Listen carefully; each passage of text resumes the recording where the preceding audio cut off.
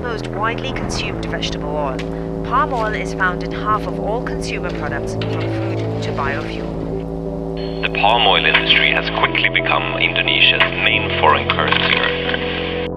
One of the world's biggest palm oil producing company, Malaysia-based FGV Holdings, has been accused of mistreating its employees. Every tree that falls here releases carbon dioxide back into the atmosphere, contributing to global warming. But the deforestation. It's also been blamed for deforestation, with companies accused of clearing huge tracts of forest for plantations. Every year, vast areas are cleared by slashing and burning. I believe that we will be able to avoid a climate disaster.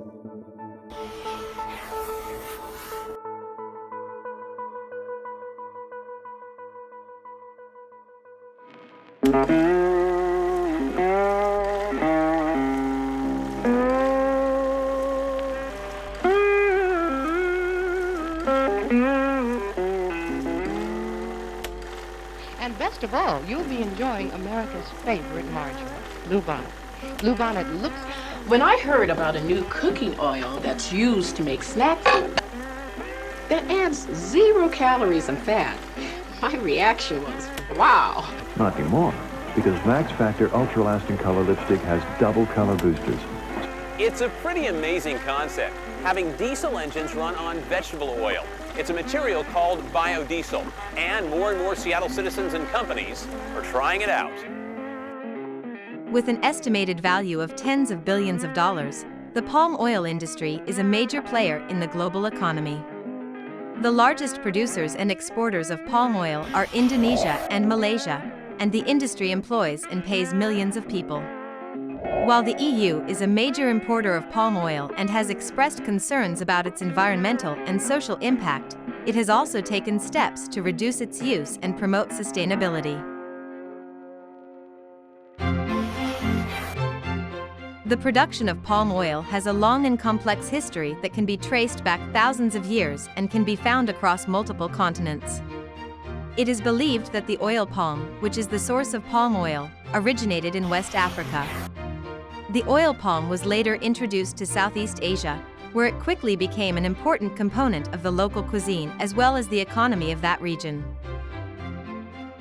The commercial cultivation of oil palms in Southeast Asia, in particular in the regions that are now known as Malaysia and Indonesia, was pioneered by the British in the latter half of the 19th century. This marked the beginning of the modern era of palm oil production. Since that time, palm oil has developed into one of the most widely produced and consumed oils in the world. It is widely utilized in a wide variety of products, including both food and non-food items. Palm oil is widely used for cooking in many parts of the world due to its low cost, high smoke point, and neutral flavor. Palm oil is used as a feedstock for the production of biodiesel, which is used as a renewable fuel for transportation. Palm oil is used as an ingredient in the production of margarine and shortening, which are commonly used in baking. It is also used in the production of soap due to its high content of fatty acids, which are easily converted into soap. Other than that, palm oil is used in the production of cosmetics and personal care products due to its emollient properties, which help to moisturize the skin.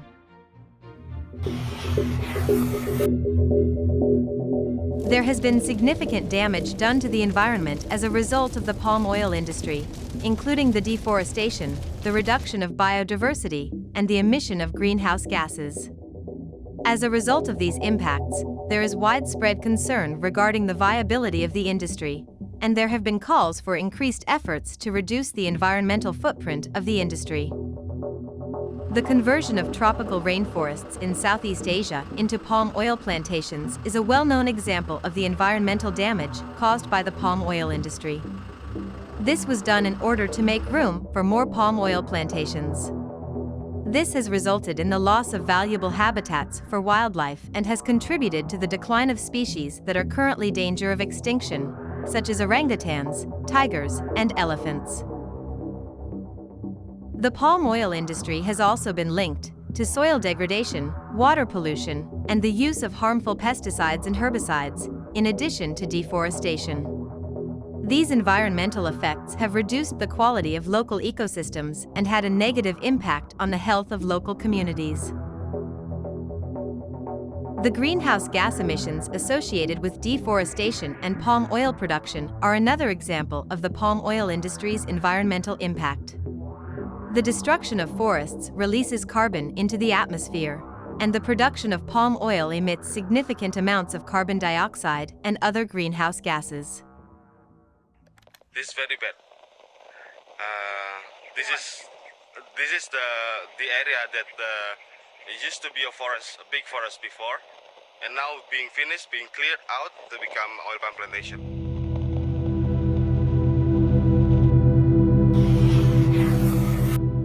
In recent years, the European Union (EU) and palm oil industry have had a complicated relationship. On the one hand, the EU is a major importer of palm oil, which is used in a wide range of food and non-food products.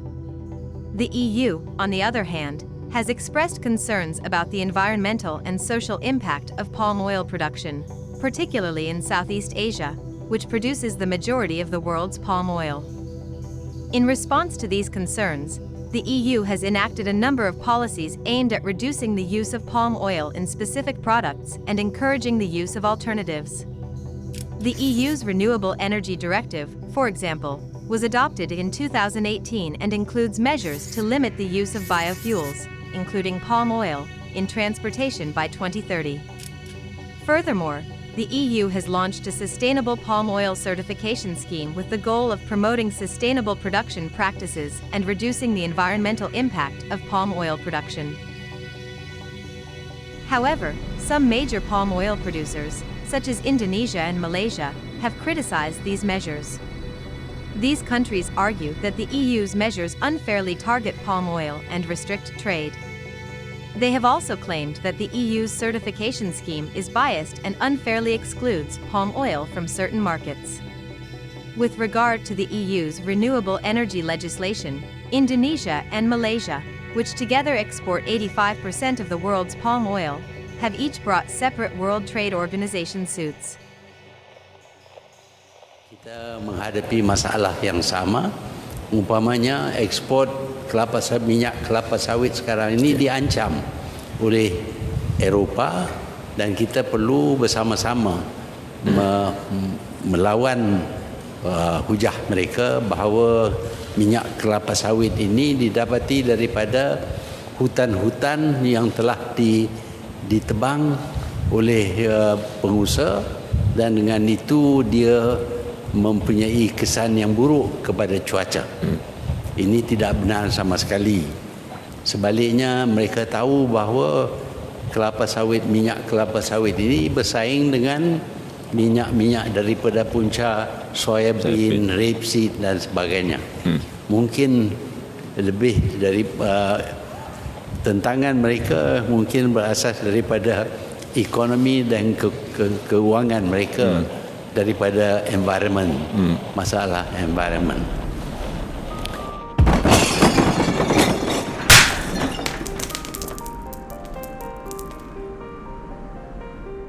In 2022, the EU accounts for 9.4% of Malaysia's export volume.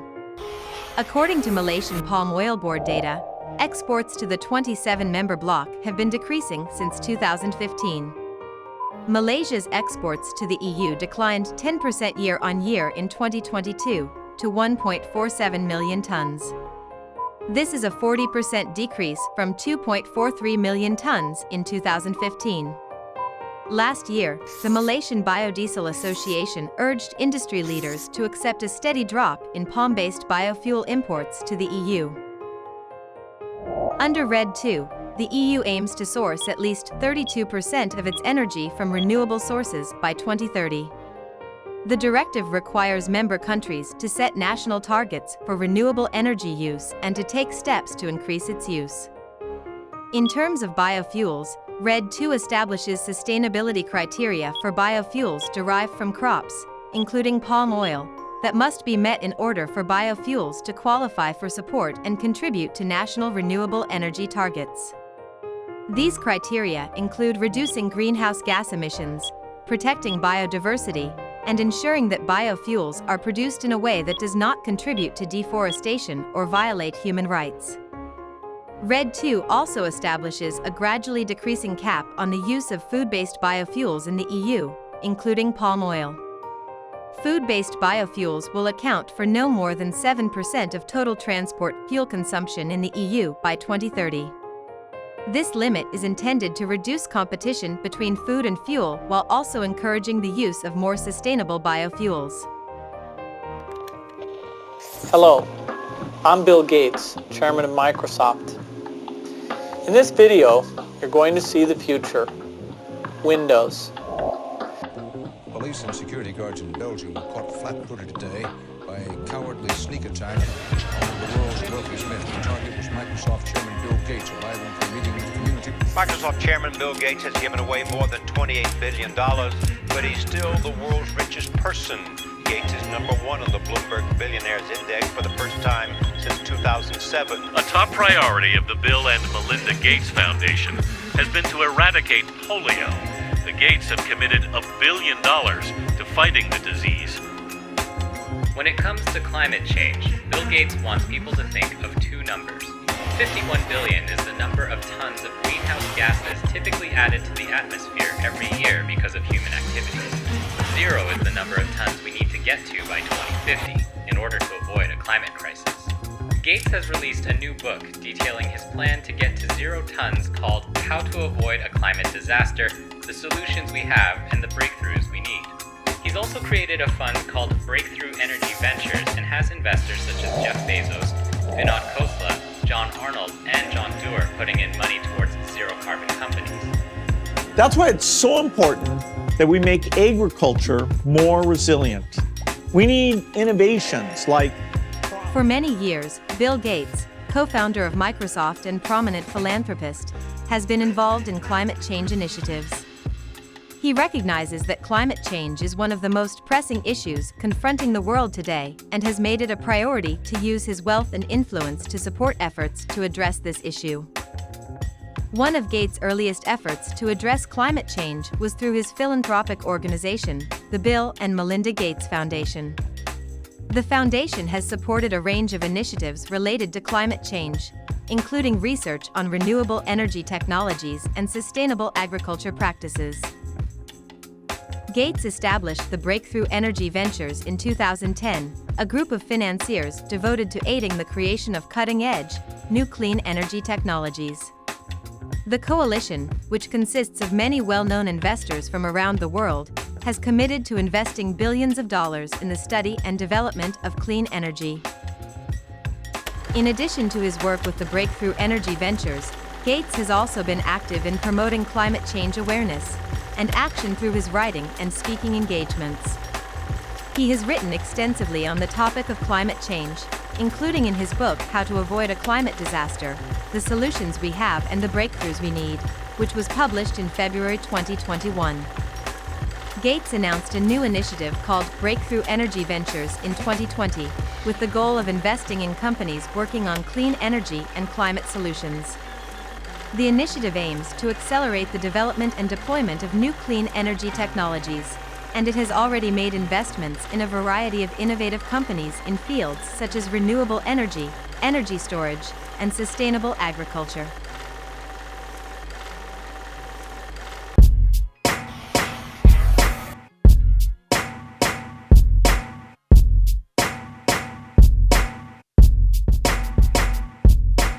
In this laboratory in Midtown Manhattan, scientists are brewing an oil that could be used in place of palm and other vegetable oils.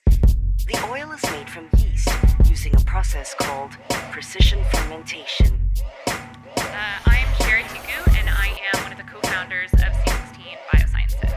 C16 makes lab-grown palm oil that's 20% cheaper and doesn't destroy the planet. Palm oil is burning the planet. The industry single-handedly drives 10% of global greenhouse gas emissions as rainforests are cleared to make way for oil palm plantations. 10% of global greenhouse gas emissions. That's the equivalent of burning 300 football fields of rainforest every single hour. And people are starting to demand change. One such venture is C16 Biosciences, a startup company that is working to create a sustainable alternative to palm oil. Gates' investment in C16 Biosciences is part of his larger efforts to address global challenges such as climate change and sustainable agriculture. The goal of C16 Biosciences is to create a synthetic substitute for palm oil that can be used in a variety of products, including food and cosmetics. The business creates a product that resembles palm oil using microbial fermentation to transform abundant and sustainable feedstocks, such as used vegetable oil. Compared to conventional palm oil production, which has been associated with deforestation, habitat destruction, and other environmental problems, this method is intended to be more environmentally friendly and sustainable. Microbial fermentation uses microorganisms like bacteria and yeast to turn sustainable and abundant feedstocks into synthetic palm oil. This method is more sustainable than traditional palm oil production, which has been linked to deforestation, habitat destruction, and other environmental issues. The process begins with the selection and cultivation of specific microorganisms that are capable of producing the desired palm oil-like product. These microorganisms are then grown in large-scale bioreactors under carefully controlled conditions, which may include the use of specific nutrients, temperature, pH, and other factors. Microbial fermentation feedstocks may include waste vegetable oil, algae, or other sustainable biomass sources. Pada Mac lepas, media antarabangsa melaporkan bagaimana sebuah syarikat C16 Biosciences di New York mendapat dana pelaburan daripada dana disokong Bill Gates bernilai $20 juta untuk hasilkan minyak sawit sintetik. Menurut laporan bernama, ketika itu Ketua Pengarah MPOB Dr. Ahmad Pervez Gulam Kadir berkata, minyak sawit versi sintetik itu tidak mengandungi vitamin A dan juga E, nilai pemakanan yang kaya seperti dalam minyak sawit asli. Minyak sintetik yang dihasilkan ini tidak akan menjejaskan ekonomi ataupun pasaran minyak sawit kita, kerana mereka tidak dapat menggantikan minyak sawit khususnya dari penggunaan atau aplikasi makanan. Dan saya rasa penting juga untuk kita mengetahui bahawa adakah ianya boleh diterima oleh pengguna bila mana mereka mengetahui minyak ini dihasilkan melalui sisa makanan, sisa industri dan sebagainya, dan diproses semula untuk menghasilkan minyak lah.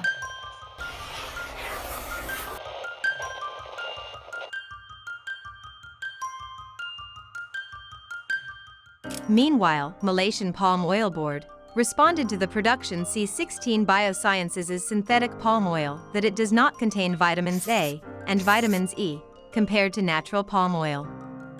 Its Director General Dr. Ahmad Kadir said, they can produce synthetic palm oil but cannot price the product competitively.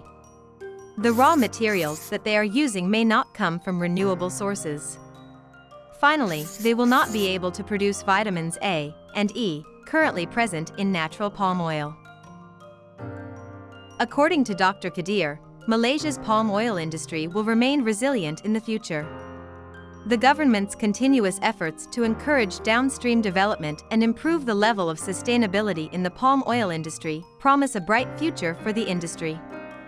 For the record, the Malaysian Sustainable Palm Oil Certification or MSPO program has successfully covered around 96% of the oil palm areas. Malaysian Budget 2023, tabled recently, has proposed an allocation of 80 million ringgit, or $18 million, to improve the level of sustainability in the palm oil industry, including encouraging the recycling of palm waste materials. The government will also intensify its efforts to promote and counter anti-palm oil campaigns at a global level. Malaysia recorded 73.25 billion ringgit in export revenue for palm oil and other palm-based products in 2020, an increase of 8.4% from 67.55 billion ringgit in 2019. The export revenue further strengthened to 108.52 billion ringgit in 2021, a rise of 48% compared to the previous year. It is estimated that the palm oil industry in Malaysia contributes between 4% and 5% of the country's GDP, and it is responsible for the employment of hundreds of thousands of people. While in Indonesia, it is estimated that palm oil industry contribute between 3% and 5% of the country's GDP. While synthetic palm oil could offer a more sustainable and ethical option for consumers, there are concerns that its development and adoption could lead to the collapse of the traditional palm oil industry, which employs millions of people and contributes significantly to the economies of countries like Indonesia and Malaysia. Some experts argue that the introduction of synthetic palm oil could create a two-tiered market, where consumers who are willing to pay a premium for sustainably produced products would switch to the synthetic version, while lower-income consumers would continue to purchase traditional palm oil. Others argue that the palm oil industry must adapt to the changing preferences of consumers and the increasing demand for sustainable and ethical products, and that synthetic palm oil could be a catalyst for positive change in the industry. Ultimately, the fate of the palm oil industry will depend on a variety of factors, including consumer demand, government regulations, and the ability of traditional palm oil producers to adapt to changing market conditions. We have taken all necessary measures, reforestation, protect the environment, no inclusion into the peat soil areas. So I think they should allow us, therefore, to function as a vibrant economy and not to be so rigid. That was my appeal, understanding, because we are as concerned, as committed to climate change. And for us, it is through some understanding and negotiations and give and take, not for one region to impose the sort of conditions which we think is grossly unjust and would impair the progress and development of our economy. We're C16. We make lab-grown palm oil that's 20% cheaper and doesn't destroy the planet. We're looking for partnerships with companies in the food and personal care space that are focused on sustainability. Thank you.